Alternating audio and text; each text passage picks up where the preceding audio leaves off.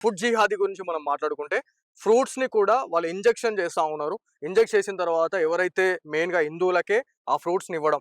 So ఒక infertility దాన్ని సృష్టిస్తా ఉన్నారని మనం మాట్లాడుతా ఉన్నాం. సో మెయిన్ గా హిందూ బంధువులు ఫ్రూట్ షాప్స్ కి వెళ్ళే వాళ్ళు కావచ్చు, ఆహార పదార్థాలు తీసుకునే సమయంలో ఎలాంటి జాగ్రత్తలు తీసుకోవాలంటే మీరు ఏం చెప్తారు?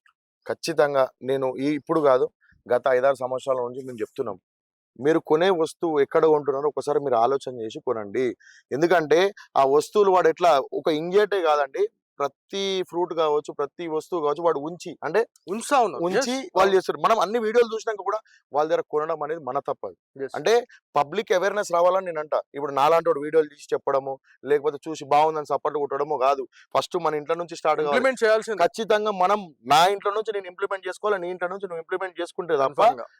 అంటే మన జాగ్రత్తలో మనం ఉంటే తప్ప సమాజం అనేది మారదు. యాహ్! ఎవడో ఒకడు చెప్పాలి, ఎవడో ఒకటి చేయాలంటే అది మారదది. మనం అంతలో మనం ఫిక్స్ అయ్యి చేయాల్సిందే అది. అన్న నేను చాలా దగ్గర కొన్ని విషయాల గురించి మాట్లాడినాం. మేము గూడా కొన్ని స్టింగ్ ఆపరేషన్స్‌లో కొన్ని విషయాల్ని బయటపెట్టినాం. హ్మ్. సో మాది నిజామాబాద్, ఇందూర్. So okay. ఇందూర్‌లో కూడా కొంతమంది ఎవరైతే జిహాదీలు ఎవరైతే ఉన్నారో కొంతమంది హ్మ్. మాత్రమే. హ్మ్. సో వాళ్ళు ఏవైతే జంతువులకు సంబంధించినటువంటి కళేబరాల్ని వాళ్ళు బాయిల్ చేసిన తర్వాత ఏదైతే వస్తున్నటువంటి కొవ్వుతో ఏదైతే ఆ నూనె ఏదైతే ఉంటదో, ఏవైతే ఈ బిర్యానీ పాయింట్లు గావచ్చు, హిందువులకు సంబంధించినటువంటి బిర్యానీ పాయింట్లు గావచ్చు, ముస్లిమ్స్‌కి సంబంధించినటువంటి కొన్ని బిర్యానీ సెంటర్స్‌కి ఏదైతే కల్తీ నూనె, హ్మ్. ఆ కల్తీ ఆయిల్‌నైతే పంపిస్తా ఉన్నారు. హ్మ్. సో దీని విషయంలో మీరేం చెప్తారన్న?